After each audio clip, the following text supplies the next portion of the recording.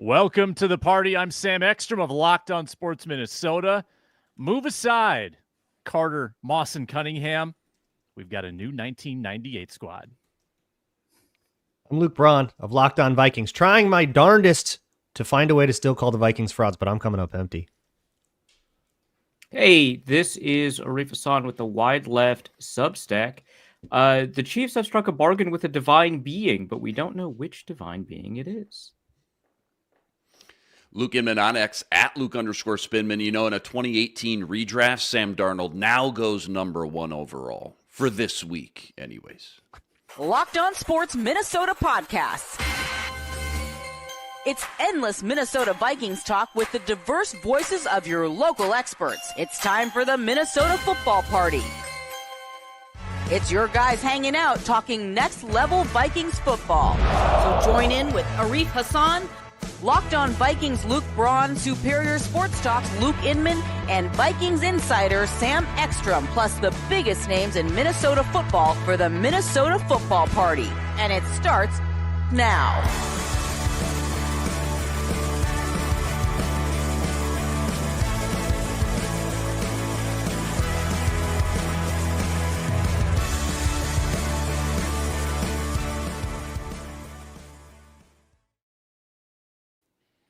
What's up? Welcome in. Another Victory Monday. 6 in a row of these here in the Minnesota Football Party, part of Locked On Sports Minnesota. So glad you joined us today. We do this live every Monday, every Thursday. We've also added a bonus episode on Wednesdays with Ron Johnson, Julia Daniels, myself, and Reggie Wilson. So check us out all week long here in the Locked On Podcast Network, your team every day. We appreciate you making us your first watch or listen. And if it's a listen, you can hear us on the Locked On Vikings podcast feed, wherever you get your podcasts. That's where Luke Braun produces great daily Vikings content. We've got a lot to get to. The Vikings doubled up the Falcons 42-21 yesterday. Kirk Cousins humbled further in defeat. No touchdowns, 8 interceptions in his 4-game stretch. Sam Darnold on some kind of heater.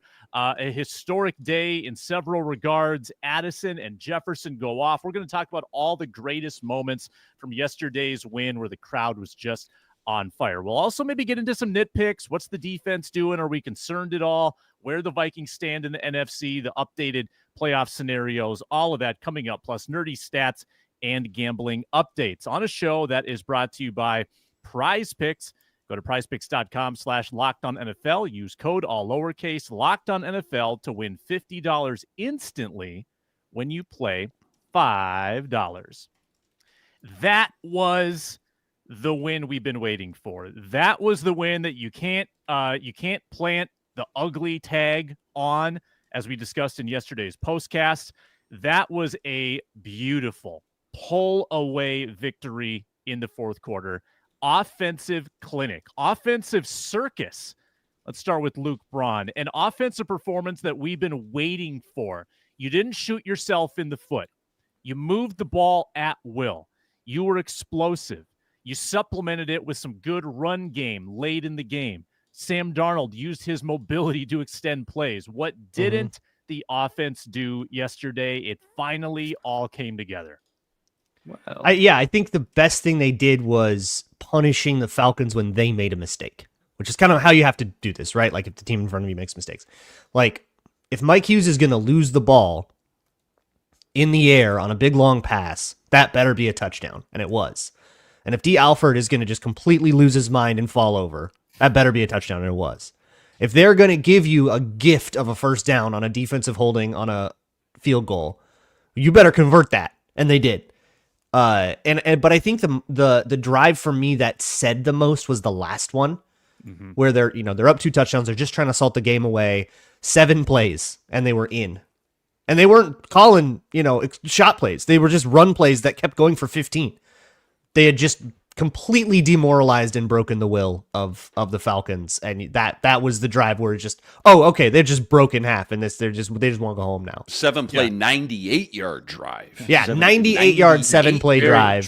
very and not aggressive listening to that. Play Yeah. calling. After we were all confused when they came back from commercial break saying, wait, why are we on the 2-yard line after that sick Byron Murphy one-handed Well, pick? Falcons What's going fans on? maybe, but we've seen this seen before. No, we've seen that. Yeah, we know. Yeah. Not even National Byron audiences. Murphy's fault. If you look at the replay, the teammates told him to stay. I'm pretty sure he was coming Yeah. out. And they're like, He was He trying to had come out blockers. and then was like, oh, okay, yeah. He had 2 blockers. Yeah, he could have got to 15, 20. The fact tough. that had already happened, like obviously it doesn't matter. The Vikings were not only just 2 scores ahead, but just drove 98 yards right after that. But the fact that had already happened, maybe they should have been a little bit more aware that you probably just take the ball out. A little bit annoying, but also this is a team that is very focused on celebrations and finding ways to get to celebrations, and I don't hate that.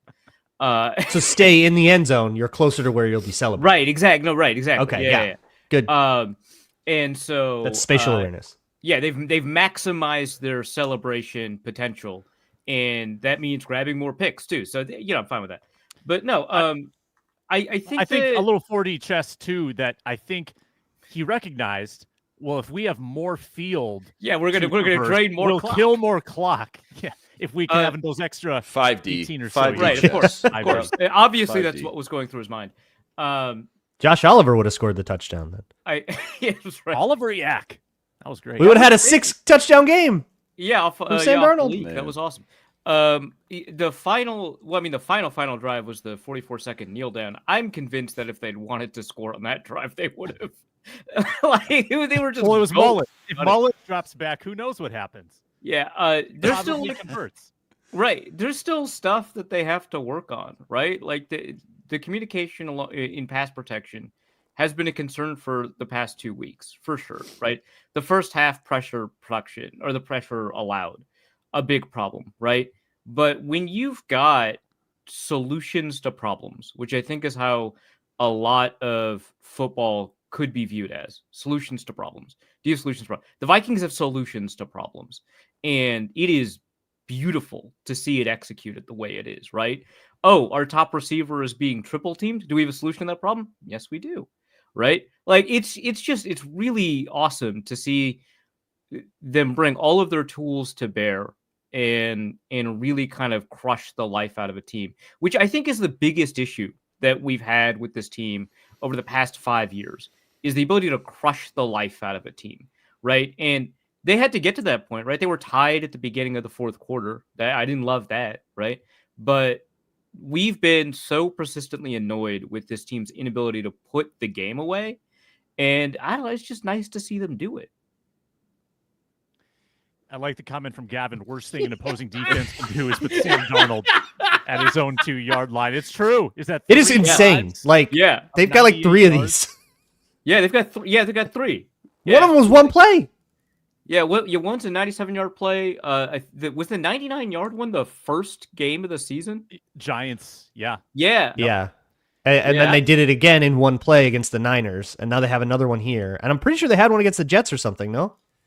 Yeah. Well, this is why the face Or the Jets mask had one against against the us. Rams was so garbage because he was Ugh. backed up. He Yeah. was in the perfect spot in that moment. He By was the back- way, Had him right where we wanted him. By the way, was there another missed face mask on Darnold yesterday? Yes. Probably. Can this in guy real catch a time, break? I thought there was, but there weren't any. Fox didn't replay it, and I didn't feel like there were a lot of complaints. Oh, no Okay. way. It was- Fox didn't replay it? That's Oh. crazy. Yeah. Wow. Fox was sleepwalking through this one. Yeah. Fox no, mailed wait, one if- in. It Even- feels like okay, a thing even- now since the Rams game. Like maybe I'm just noticing it No, more. no, no, or no, what, it's- but Yeah. like Except for Greg Olsen. Greg Olsen was killing it. Greg Olsen was like Andre Johnson on those Texans He's the teams. man. Everybody else No, phoning it I- in, and this dude's doing greatness. with, No, with I Tom think- Brady's I think losing Greg his voice Olsen- yesterday, he may leap into that number one seed. I think Greg Olsen took a while to wake up in this game. If I'm being honest, he had a remarkable second half, just like the Vikings. But the beginning, I don't know that he nailed the beginning. He was misidentifying who was at fault in protection early in the game. He was not giving us a ton of insight, kind of some cliche stuff. And then then the coffee kicked in. I And thought he was like- appropriately. He had that outraged, though, espresso shot at at halftime. Raheem Yeah. Morris. I thought he was appropriately upset at Raheem Morris. That's kinda what woke him having up. No, yeah. He was like, "I'm so offended that you're kicking a field goal from the 2, and you're accepting a penalty and then taking a penalty on 4th and 2. Like, Yeah. really weird game management stuff that we talked about in the postcast too. But if you're Atlanta, I mean, you got to give your team some favors. You got to give Kirk some favors and give him an opportunity and an offense and a run game that's actually functioning. Give yourselves a chance. And Atlanta, I thought outplayed the Vikings arguably for chunks of that first half and had nothing to show for it. Yeah, can I just say that the Falcons win probability up until I brought it up last night on the postcast, that Dallas Turner hit Atlanta by 66.5%. And that was when they were, again, Kirk Cousins hadn't been touched on the first drive. They get the ball on the second drive. They're marching all the way up and down the field again. Falcons win percentage. They were at the Minnesota 43, so in Vikings territory. It's 1st and 10. Tyler Algier takes a handoff for 5 yards, 2nd and 5. Falcons win probability, 66.5%, and that's about a minute left in the first quarter. Then Dallas Turner comes in. Finally, somebody hits Kirk Cousins and kind of brought him back to earth a little bit. Next play, again, Cashman gets a pressure and a PBU. They go for it on 4th down. Shaq Griffin, pretty good coverage. But that was kind of a turning point up to that point, and obviously it's still so early in that game. You know there's going to be ebbs and flows. But up to that point, again, Kirk Cousins hadn't been touched, and he was literally marching up and down the field at will. So ironic, that was the highest win probability for the Falcons all day, because from there on out, it only got lower. How about 5 batted passes on Kirk? You only get the 1 sack, but 5 batted passes. I'm doing some live research right now. I think it's a season familiar. High. I think it's a season high of any quarterback in the league this year. I do want to point this. Okay, so the Vikings just did not get that much pressure from a tracking perspective, from a charting perspective on Cousins. So 21% pressure rate. So I understand like why people are upset. I'm a little upset. They should have gotten more pressure. But the Cousins got rid of the ball in 2.29 seconds. Yeah, they forced that on average. Like, yeah, it was a product of the Vikings. Yeah, he had that clock going off. That clock was going off in his head pretty quick. Remember, Kirk Cousins is a guy that typically likes to hold on to the ball, even outside of a Kevin O'Connell system. He likes to hold on to the ball. Always a caveat when we're talking about time in pocket. But he's a guy like, and so the Vikings forced the issue by pushing the Falcons to running plays that they didn't want to run, which I don't like. That's what pressure is for anyway. So yeah, you didn't log the pressure stats. You didn't get the sack. And it would have been nice. It would have been better if they had been better on some of these plays. But even when under pressure, like his average time to throw when under pressure was 2.45 seconds. That's the average time to throw that some people have only in clean pockets in some games. Like, so that like it was a remarkably quick snap to throw process for the Falcons in this game. And so the Vikings, they needed to do a better job of making sure that some of these intermediate gains, Olsen kept on calling them deep. I don't know if I would have characterized it that way, but some of them were over 20 yards. So I can see why you do it. But intermediate middle gains, there was basically one deep shot. It was I shouldn't say one deep shot, but the one that was atypical of the way the Vikings were being beaten was the sideline shot to Darnell Mooney at the end of the second half. It's just a mistake from Shaq Griffin. But the Vikings' plan was to get the Falcons out of big play territory. Did not necessarily work in the first half, but they executed the front seven portion of that plan by speeding up the process for the quarterback. You just needed to be a little bit tighter in coverage, which did happen in the fourth quarter. So not a ton of pressure. I would have liked more, but I don't think it's as bad as the numbers indicate. Yeah, and coming off 3 games... It had the impact it was looking for, whether or not that got charted or not. Yeah, I was going to say, coming off the 3 games versus a Will Levis, Caleb Williams who can run around, a Kyler Murray who can run around, I think we all kind of maybe set the bar pretty high that like, okay, now we're going back to maybe like the Aaron Rodgers type of game where we're going to be able to get this pure pocket, slow guy who can't move in the, in the pocket and create with his legs and get 7 sacks or something crazy like that. To your point though, yes, it was still very effective. It just didn't count and tally in the box score like we maybe thought it was leading up to that game versus, again, immobile Kirk Cousins. Let's flip to the other side of the ball in this offense. Second half, try this on for size. 33 plays. This is discounting kneel down. Discluding kneel down. 33 Excluding. plays, 316 yards, 9.6 yards per play, 4 touchdowns.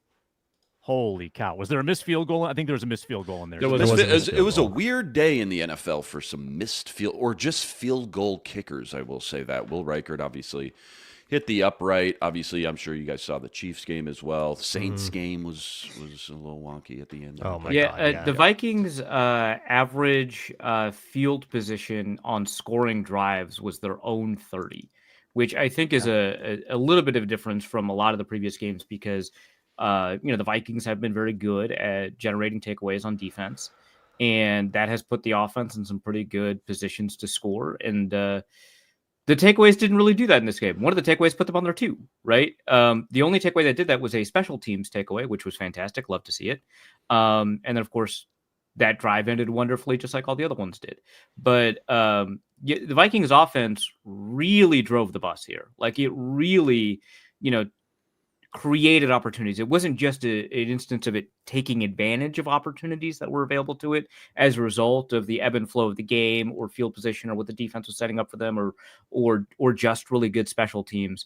And also the drive with the missed field goal started at their own 29 or 30. So that doesn't actually change the average. And so, yeah, it was just like, I mentioned last week that the Vikings have games where the defense takes over, some games where the offense takes over, and some games where both happen, some games where neither happen. And it very much seems like they're doing a better job of making sure that at least one of them has a hand on the wheel, right? That one of them is finding ways to just really execute and finish out the game. And recently it's been the offense. All right, I need to respond to somebody in the chat. Yahtzee, you're being insane. Cool. Yahtzee's saying essentially this game was like a fluke because if you take away, but there were 5 fluke plays. You're right. If you take away the 2 fluky touchdowns, which by the way, I'm sorry, a defender fell down. You deserve to get a touchdown scored on you. But if you take those away, and if you also take away the touchdown that came after the defensive holding call, which by the way only removes 17 points off the board in a game they won by 21, so you haven't even done enough yet. But you're also completely ignoring the scoring the Falcons got on what should have been an interception on that Shaq Griffin simultaneous possession thing. I think that was a bad call. There were missed holds all over the place early in the game. Perhaps that was a makeup call later. But how about just a really good go ball to Jordan Addison right on the second drive of the second half? That sets them up right in point blank range, and then they cash it in. How about just a couple of really good run plays right at the end? I don't think you're being a realist at all. I think you're actually just being a doomer. How about that? It makes me think of the Chargers game last year when at Caleb Evans, the ball bounces off his helmet. Yeah, right. How about all those floaty Kirk Cousins passes that harmlessly fell to nowhere? He got hit as he threw a whole bunch, and they just fell nice, peacefully to nowhere. One good way to take a look at how fluky an offensive production metric is to take a look at the success rate within that metric.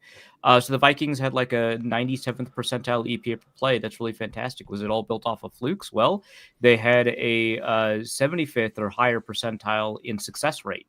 So pretty good. They were creating consistently.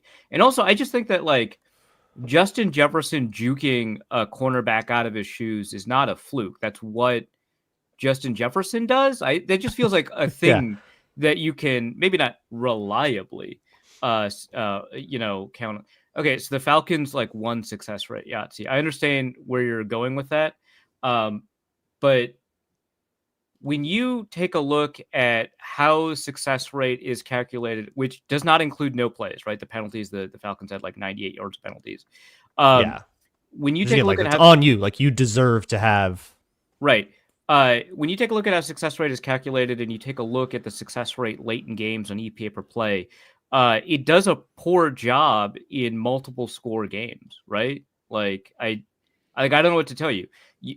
You create successes in garbage time consistently because the opponent is draining the clock because it's measured off of EPA per play, right?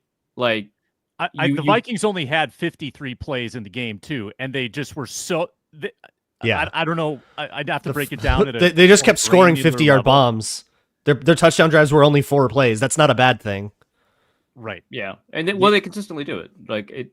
The Vikings, I think with Yeah. Sam Darnold, like Alec Lewis just published this. Sam Darnold leads the league in big time throw rate. Yeah, they have to lead the league or be close to the league lead in like explosive plays, but I don't actually know who has that. They've mentioned that on the broadcast a couple times recently that they do have the highest number of plays over 20 yards. I want to say. Yeah. I have to double check. That's a pretty quick stat head search if someone wants to get on that. But let's pause briefly, come back with the conversation of the day. Sam Darnold and the franchise tag. That's next on the Minnesota Football Party. We're brought to you today by Hillsdale College. Time is our most precious commodity. You don't want to waste it doom scrolling through the same mind-numbing social media content for hours and hours and hours. How can you spend it wisely, improving yourself, learning, being a lifelong learner, history, economics, all that stuff? Our sponsor, Hillsdale College, is offering more than 40 free, that's right, free, $0 online courses, including Introduction to Free Market Economics, Rise and Fall of the Roman Republic, very intriguing one. They've got some documentary-style courses. Check it out at Hillsdale. All of the courses are self-paced. Start whenever, wherever. Take it on the go. Go deeper with readings, quizzes, discussions. Enjoy the lectures. Check out hillsdale.edu/lockedon to enroll. Again, no cost. Easy to get started. Hillsdale.edu/lockedon to register. Hillsdale.edu/lockedon. We are also brought to you by Prize Picks. If you love watching the game, you're going to love Prize Picks. Easiest and most exciting way to play daily fantasy, football, basketball, any of your favorite sports. You can do cross-sport entries. Prize Picks is cool with that. Make your holidays bigger and brighter. Nice payday at Prize Picks. Win up to 200 times your money on Prize Picks. They're giving away $30+ million in rewards during Picksmas and offering 2 free picks in December. When your picks hit, Prize Picks makes it easy to cash out. Get your money as quickly as 15 minutes. Download the Prize Picks app today. Use code LOCKEDONNFL. Get $50 instantly after your first $5 lineup. That's right, $50 instantly when you play just $5. Prize Picks, run your game.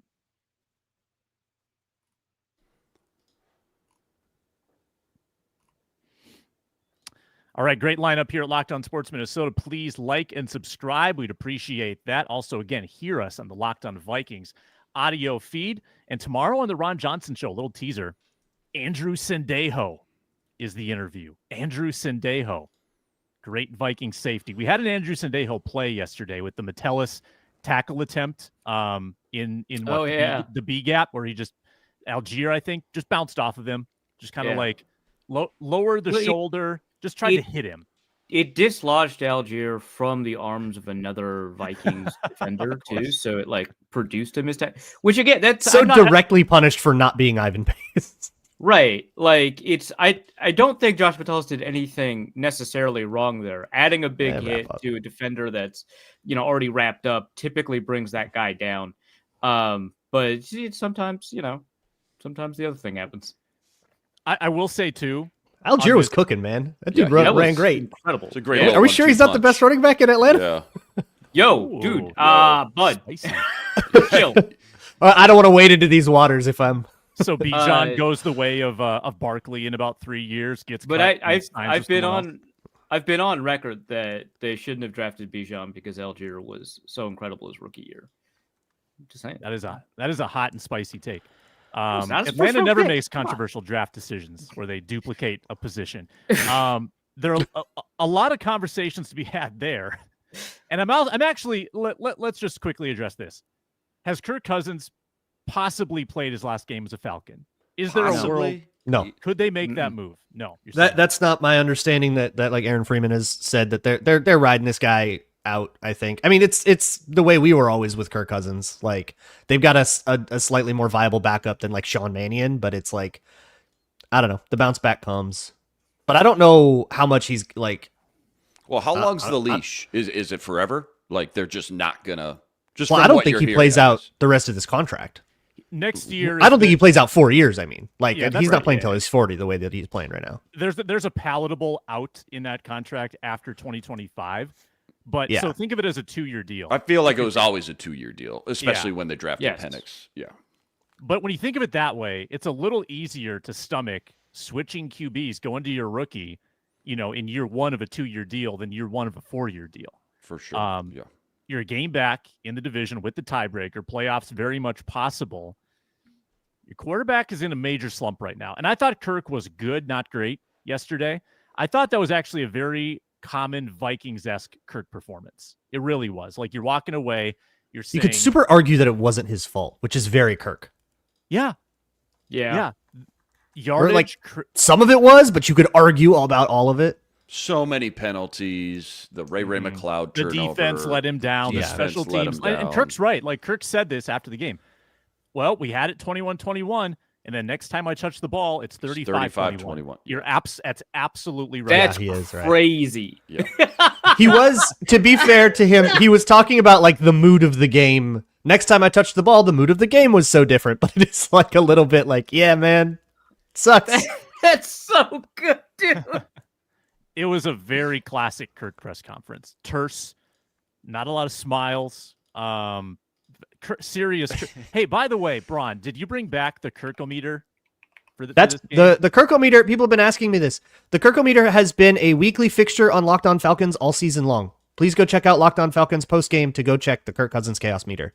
That's what you call a network promo right there. Love it. I emailed him the Photoshop and it's the same thing. I told him how it works. Here's the PSD file. Here are all the layers. Just kind of move this arrow and here's the around. seance you have to do to read the meter. Right.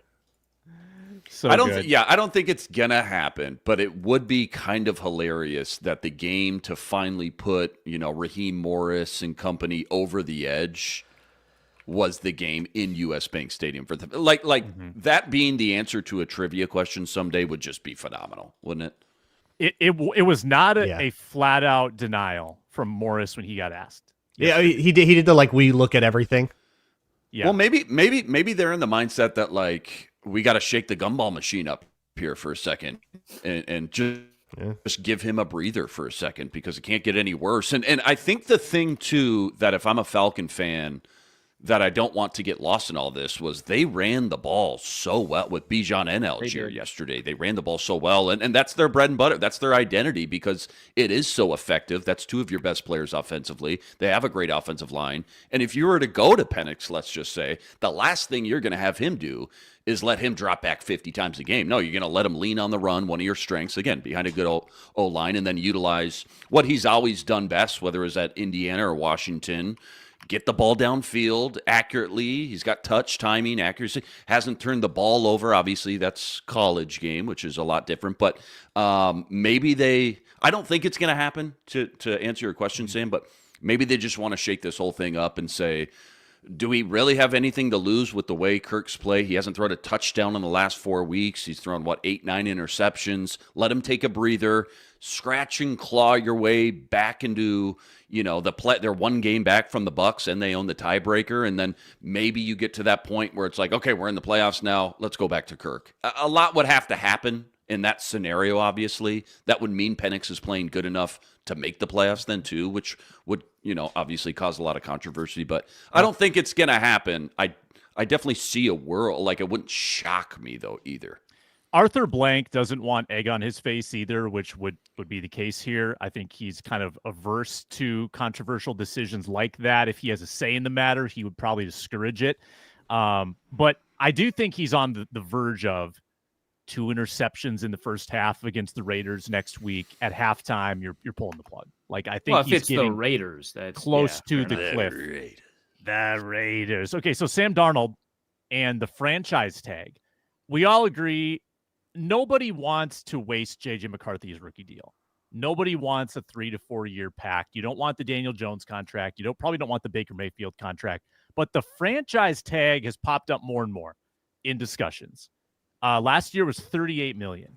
So inflation puts that to what? 39, 40? 1 year. It's the average of the top 5 deals, but is it the average of the top 5 annual value, or is it the average of the top 5 that year cap hits? It's got to be that year cap hits. I think it's that year cap. It's that year cap hits because that puts it at $55 million. But 38 last year. So yeah, I think it's stuff will 40, restructure, 41. so things might move. But if it were declared today, the average of the top 5 cap hits for 2025, as it is projected right now, is $55 million. So it would move 17 million. I okay, but that's- can you look at the cap hits for 2024? Well, Does those that- cap does hits that have to track? stay. Like some of that's going to get restructured before, Right. like No, some no, of that's no, going I'm to saying, change. but does it track? Does the math add up that 38 million fits that criteria for this year? Yeah, I thought it was going to be like 40, Right, well, 41. both of Yeah, you because were like very Deshaun Watson got confident. restructured, so the cap hit was different. Right. Both of you are also very confident right away when you said 5-year cap hit. Now you're confused about it. I don't know. Well, because don't I did know- this math before, but I'm not sure if I did it right. Well, no, but like I don't know the answer to this, but as much as Meech points out actually in the comments, we could just probably trust the people who professionally evaluate this sort of thing, and they project that to be $41 million. 41. Yeah. All right. So let's work with that in this conversation about Sam Darnold. Also, just like one last thing about Yahtzee Doomerang. Just because they had one bad game against the run does not mean they're not the best run defense in the NFL. They're number 1 in EPA per play, number 2 in success rate, even after that game. You're just looking to be sad and looking to be mad. And I just want you to accept that about yourself before you continue. Also, the Vikings are 3rd in explosive play rate. I just looked that up. So anyway, the franchise tag always seems like a really elegant solution. And I understand like why we'd want to do that, because you don't want to commit long-term to Sam Darnold. You don't want to waste, the salary cap benefits of having a rookie quarterback. I get all of that, and that all makes sense. I think the problem here is twofold. One, the Vikings essentially made a promise to Sam Darnold, and I know that this is business and that teams are corporations, and corporations make promises all the time. And if you don't get the promises in writing, they don't really mean much. But the reason I bring that up is because the team has prioritized finding ways to make sure that the locker room buys in. And I think you could lose a locker room real fast if you screw up that kind of promise for somebody. Like, I think that would really screw up a lot of your negotiating credibility going forward, especially for a lot of these one-year deals, which the Vikings, have been kind of plumbing the depths of.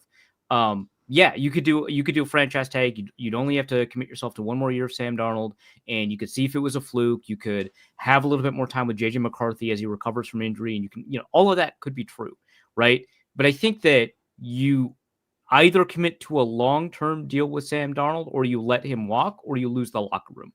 I think is how that works. There's lose one the other locker room, or you lose Sam Darnold. Like, you have a disgruntled Sam Darnold, I think is realistic to say. You think you lose the locker room, like in this very specific extenuating circumstance? I don't know. You lose the locker room when you promise to people. There's something Is to this a having a pattern, reputation though? as a team that doesn't do that kind of thing. Like players are going to be more willing to trust you and come to you if you're it comes up in more valuable situations than this. But that's the kind of stuff that gets the Daniel Joneses of the world to say, I want to be a Viking, actually. And that can hold value that like directly changes price tags on people in free agency. But I think there's another major hurdle, which is if you franchise tag Sam Darnold, you have to carry that cap hit until you trade him. Yeah. Yep. And that means, you can't actually process that trade until the league year turns over. So you have to suddenly carry an extra $41 million into the league year. And if you don't get a deal done before that deadline, or at least agreed to in principle, then suddenly you're carrying a giant cap hit that you didn't ask for a guy you don't really want, who already knows you don't want to be there. You better hope the market turns out the way you think.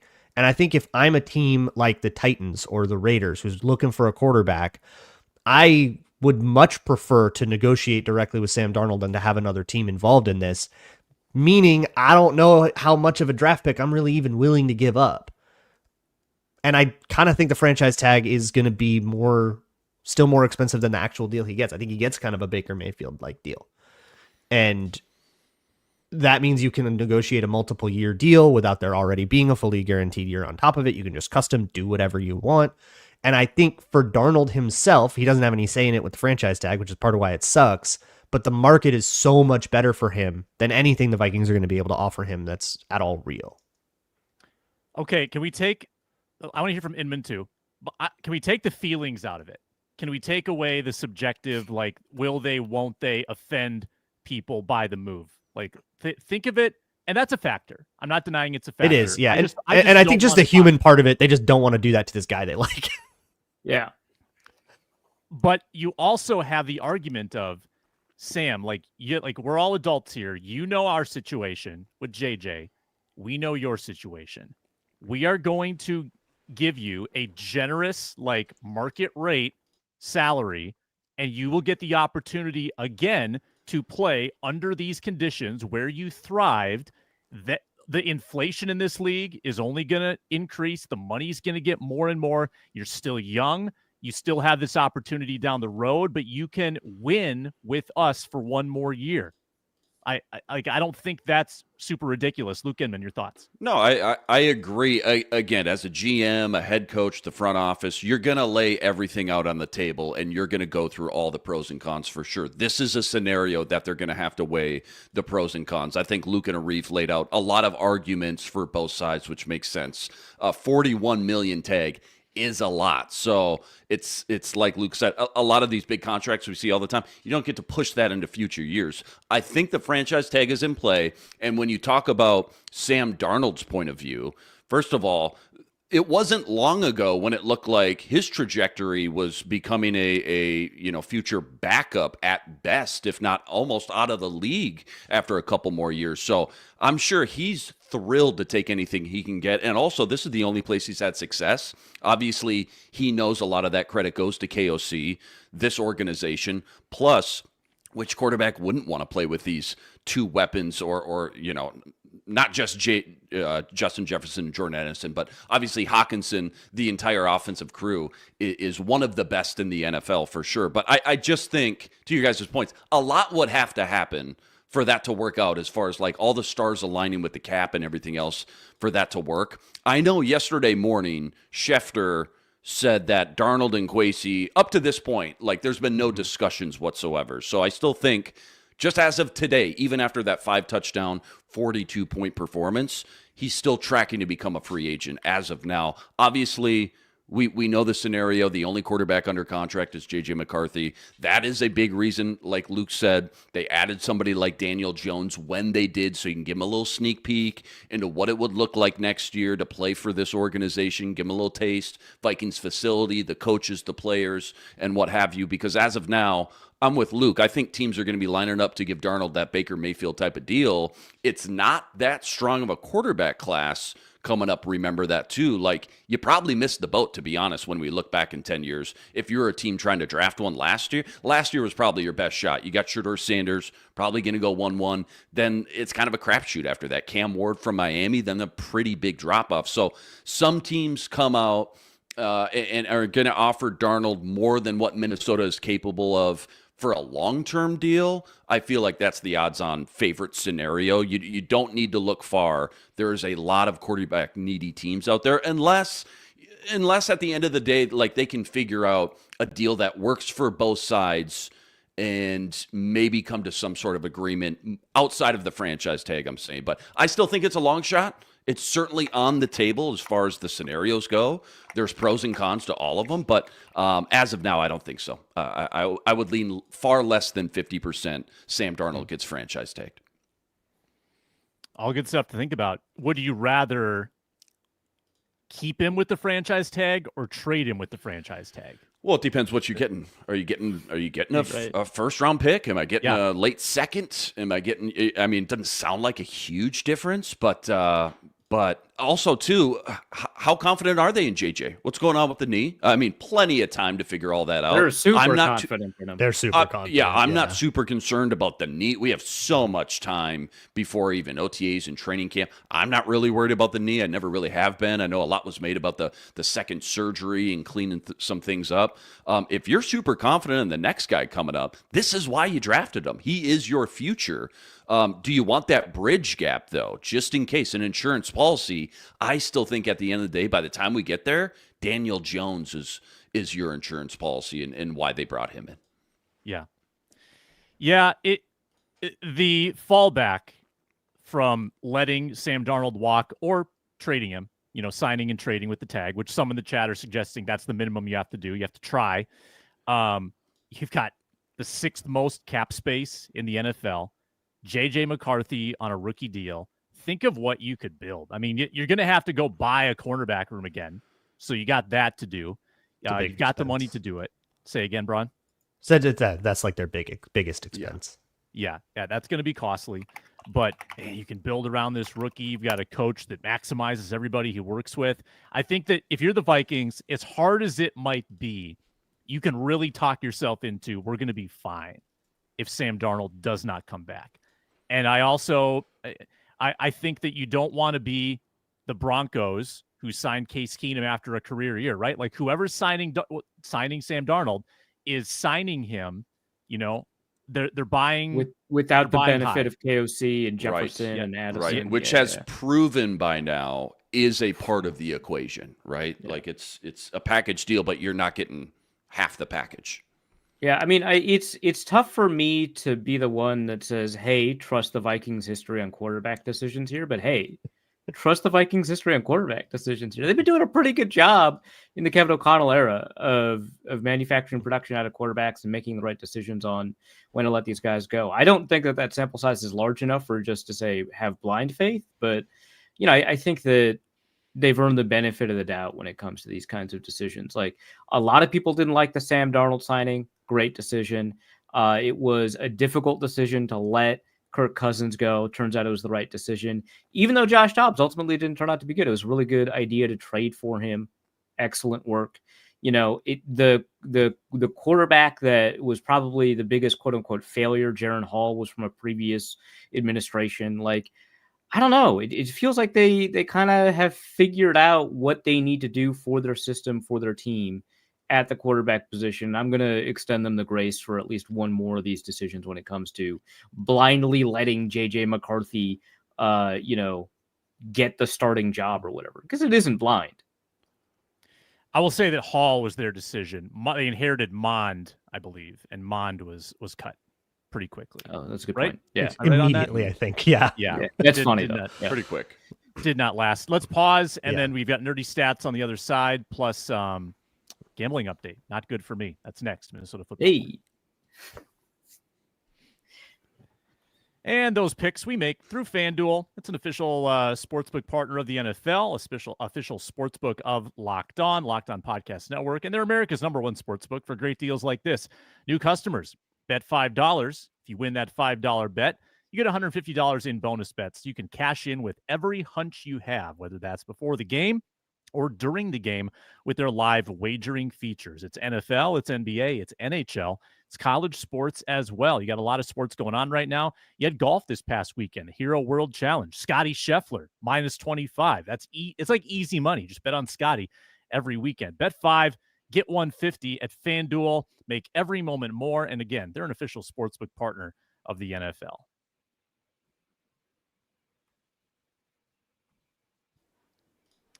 All right, plugging right along. Minnesota football party time for nerdy stats of the day. Analytics fans rejoice. Woo-hoo-hoo! It's time to get educated. Whoa, you're blowing my mind right now. With the nerdy stat of the day.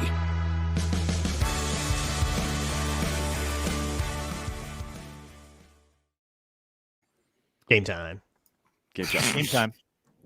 Kick it off with one of these. Kirk Cousins, now 0 TDs, 8 interceptions his last 4. I looked up the 4-game touchdown droughts for quarterbacks, and the worst touchdown to interception ratio during those 4 games. So in this century, the worst ever. Can I guess? 0. Sure, go ahead. So 0 touchdowns and how many interceptions? That's what I filtered it by. I just wanted to guess Brett Favre. Oh, you nailed it. Brett Favre is one of the two. I don't know the touchdowns or interceptions. With the numbers, we don't. You lost. Yeah, Luke me. doesn't do numbers. He Numbers, just you vibes lost his way me, into being correct. But This is how he's winning the gambling contest. no, there's a science to it. I'll teach you guys someday. Okay. Yeah, there's a dark magic. No, I get it. It's you got it. Yeah, you're doing the same thing Mahomes is doing. I get it. Really impressed if you get the other one. And it's a big name. It's a big name. I don't know if you would have expected this big name. Was it before or after when Brett Favre had this stretch? I believe Just so I know was, kind of the era. It was Favre's 05 season, Okay. and then this quarterback was 06.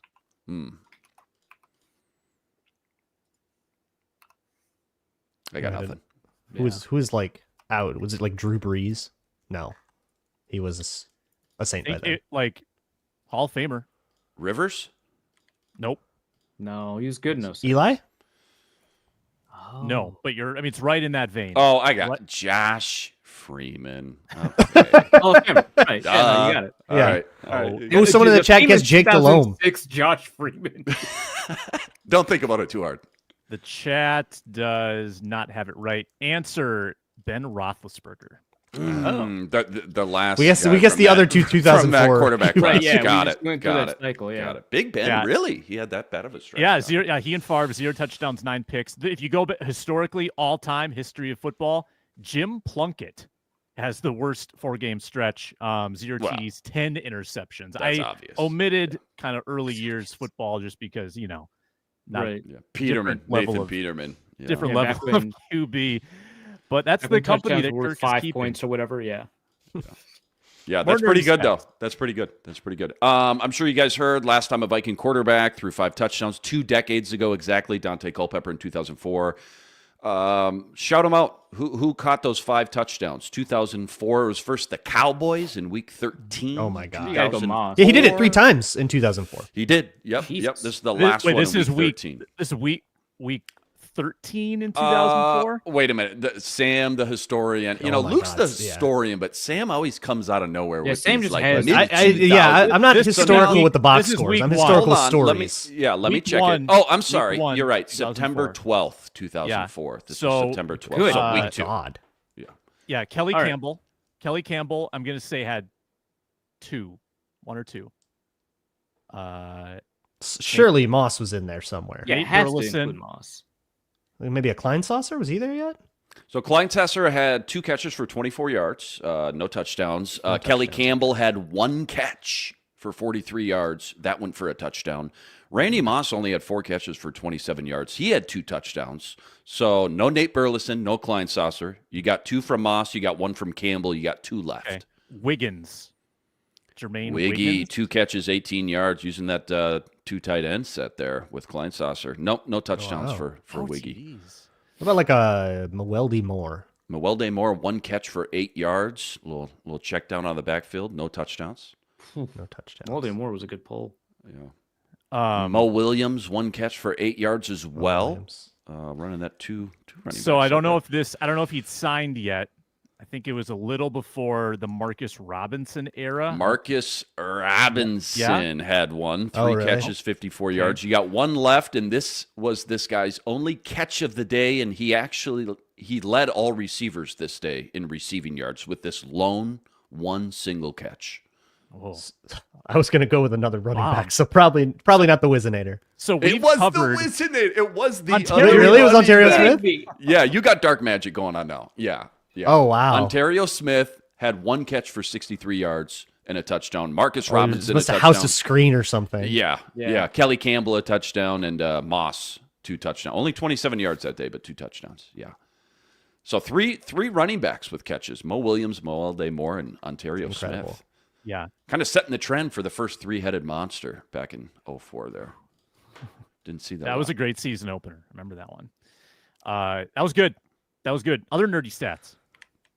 I'll just use the one that I looked up during the show. The Vikings are 3rd in explosive play rate. When we define explosive plays, this plays is 20-plus yards or more.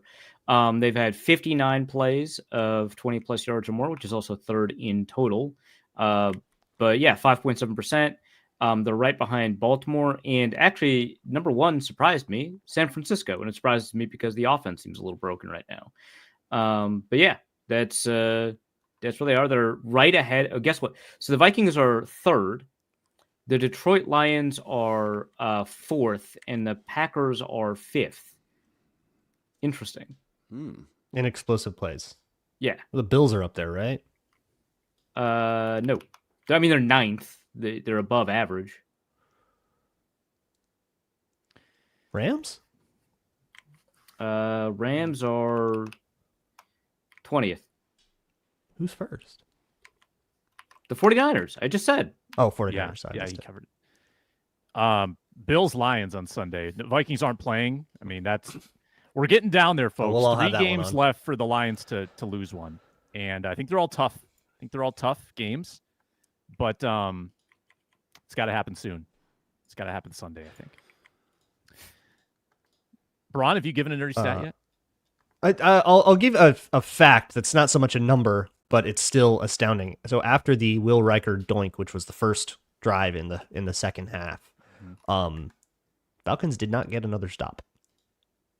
Touchdown to end that game, and then kneel downs. No punts in the second half. No punts in the second half. 4 touchdowns and a missed kick. Those were the 5 second half possessions. I'm low key a That's little insane. bit. I hope someone cheered up Brian Wright. That's it's got to be lonely. It's like Just going 40 out there minutes to of game hold time. points. Like 40 minutes of clock where you just can't get a. Well, dude, you're giving up only Falcons were touchdowns. It's insane.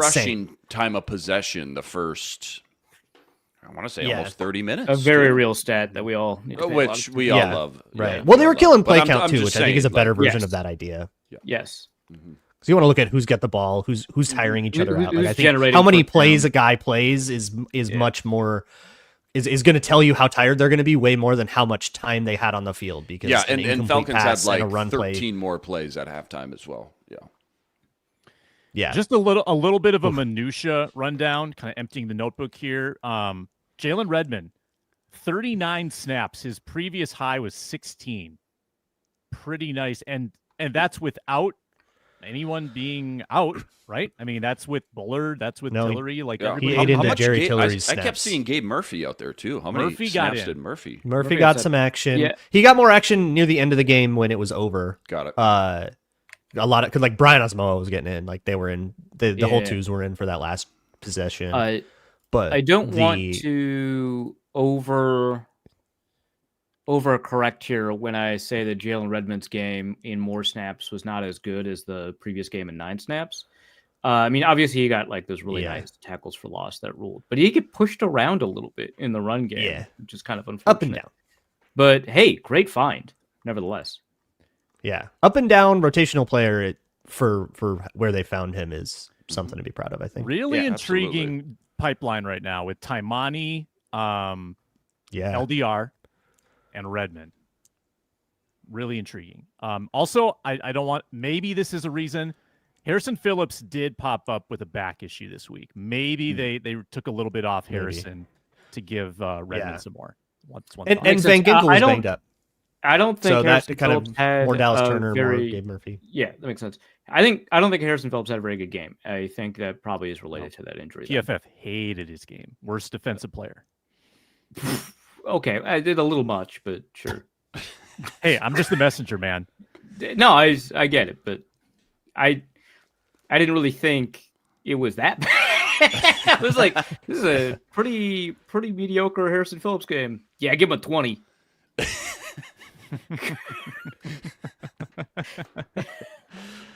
Any other minutia bits to get to from yesterday? Sometimes these are the most fun. The celebration. I mean, we haven't talked about the Oh my celebration. god, the white Phenomenal. chicks? Yeah. Yeah. Phenomenal. What was the Wow. second one? What was the one Byron Murphy did after his? I don't know. He did some kind of dance, and it looked very purpose. It didn't look like he was just doing a dance. It looked like something that I was meant to recognize, but I did not recognize. I didn't recognize it either. And we got to watch more Which- 90s movies. I think is- Yeah. The Vikings are the only team in the league with creating a turnover in every single game this year. Oh yeah. So every week, Vikings communications tweets out like what to watch. Like, oh, if they get so and so gets 70 yards this week, it breaks this thing. And it's just a parlay. It that hit. And one of them was Justin Jefferson going over 7,000 yards and being like the third fastest ever to do that or whatever. But a couple of them were Vikings records that stood since like Jimmy Hitchcock and boy. 1998. Ooh. 6 picks. Yeah. So Minnesota records a takeaway in each of its first 13 games to start a season for the first time since 2001, and Byron Murphy Jr. is now the first Vikings corner to record at least 6 interceptions in a season since Jimmy Hitchcock in 98. Wow, that 0-1, was that Chavis and Brian Russell, that safety tandem that just led the league in picks? And Sam Darnold has now set a franchise record for the most games with a 100-plus passer rating in a season in Vikings history. I'm confused about the perfect passer rating. Okay, I thought we all had it down. I thought we needed all like knew one what more it was completion. and how to get it. And So everything the else, way and now the way it's like that changed? the way that no, the way that passer rating works is that there's a minimum and a maximum for each of the 4 stats used to calculate it. So you can get a minimum score and completion rate, a maximum score and completion rate, etc. But all 4 contribute to the passer rating formula. So if your yards per attempt is extremely good, like it was in this case, it cannot make up for the fact that you did not hit the maximum in completion percentage, which is why he got a 157.9 instead of a 158.3. 158.3. Got it. Yeah. It. That's good. So there's 4 criteria. Got it. Yeah, it's completion That rate, actually yards helps per a lot. attempt, That makes touchdown rate, sense. and interception rate. It does not include sacks, which, I think it would be important to include and would make Sam's game look slightly less spectacular. Mm-hmm. Again, and it felt like the QBR slights him a little bit too. Again, the sacks and not a huge rushing impact. 84.2, really good. I kind of expected 90. By the way, quick Darnold versus Kirk number that I didn't get to share last week because I missed Thursday. Kirk has 7 games below a 50 QBR this year. And he always rode the QBR roller coaster with the Vikings. This is very Kirk-like. Sam Darnold has 2 below 50 this year. The Rams game. The Jets game. And the Jaguars game. Yeah. But yeah, that level of consistency, not necessarily the level of volatility that they had with Kirk. When you think of you think of Kirk, you think of consistency, but that wasn't actually the way that it played out on a game-to-game basis. Well, you think of consistency, you think of Russell Wilson. Am I right, Sam? That's right. If Sam wasn't doing so darn well, my Russell Wilson kind of support would be a lot more vocal, a lot more vociferous. Not been bad. No. I'm still going to parlay it with Darnold failure.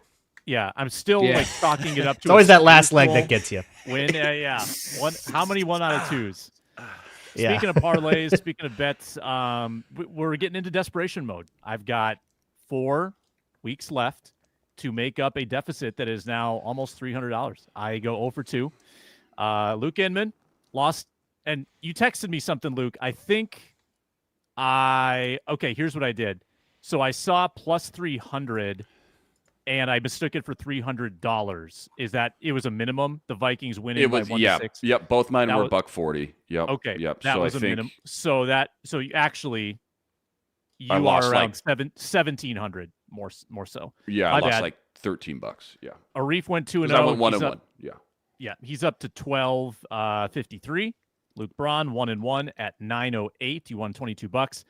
I lost both. I'm at 6.16, and the minimums might not be enough. I'm going to need a big one, and I'm not going to tell you whether it's coming this week, but it's going to get that we're in desperation mode again. The loser it's coming this week. It sounds like it's coming this week. I'm feeling touchdown I'm feeling touchdown plays. I'm feeling same game promo parlays. You going big this week? Can I gamble on that? Because I feel really Luke. Good I think about you need that. to call the number.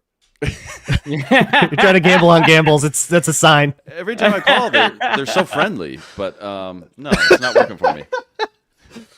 It's like the big short. But like you're gonna short me in my bets. You're betting against me. There's levels to it. Yeah. Just take whatever the opposite of Sam's You're play fading. is at minus. Yeah. You're shorting the Sam betting market. That's great. We should definitely create derivative markets on our gambling, and then work with those. Maybe package them together as kind of like a as a way to sell to debt agencies. I gotta say too, Sam was gone Thursday. I hosted. He texted me his picks, and I just read them off in the order he gave them to me.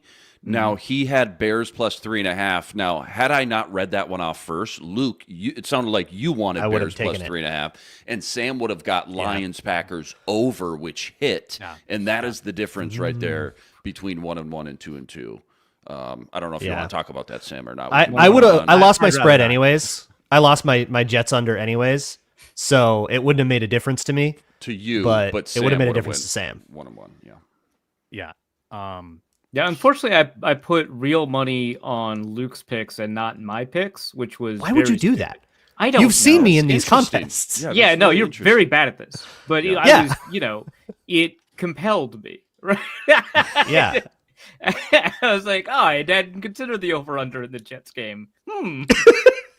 It felt okay. I don't know. 44 and a Yeah. half. Jets, I Dolphins. didn't Come think on. about it, but Yeah. now that he said it out loud, Right, yeah. it makes sense. Why am I not putting... I'm in profit right now. Why am I not putting money on my own picks? Which you go 2-0 on. Yeah, right. Again, teasing the week out here, Locked On Sports Minnesota. Andrew Sendejo with Ron Johnson tomorrow. Ooh. Provocative podcasting right there. Then our bonus football party Wednesday with Ron, Reggie, Julia, the Care 11 crew. We're back Thursday. So that's what you can look forward to this week, Locked On Sports Minnesota. Check out Locked On Vikings with Luke Braun. Check out Wide Left with Arif Hasan. And check out the postcasts with Luke Inman.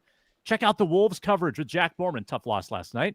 That's all right. They got the Lakers coming up this week. Who else do they have, Luke? Who they playing next? I don't even know. They got the Lakers and Clippers again. So they got this whole More. West Coast thing. They played the Warriors back to back. Yeah, they're getting a lot of these West Coast games out of the way. Clippers coming up though soon too.